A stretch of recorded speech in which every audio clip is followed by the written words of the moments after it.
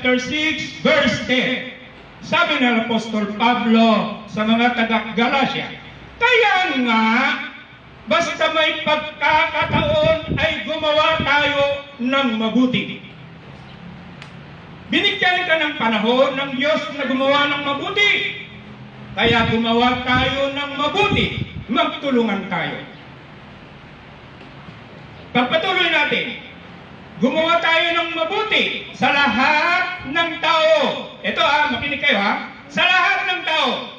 Lalo na sa mga kapatid natin sa pananampalataya. Ang ibig sabihin, lalo na sa loob ng pamilya natin. So, gagawa ka rin ng mabuti. Abay, doon sa kapitbahay mo pa, kailangan niyang tulong ng iyong pamilya. Bakit di mo unahin ang pamilya mo?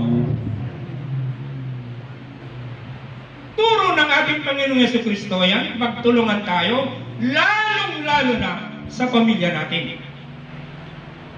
So, naangkop ang tema natin na ito, sapagkat bawat isa sa atin dito ay may sari-sariling pamilya. Tandaan natin, kung tumulong tayo, unahin natin yung pamilya natin.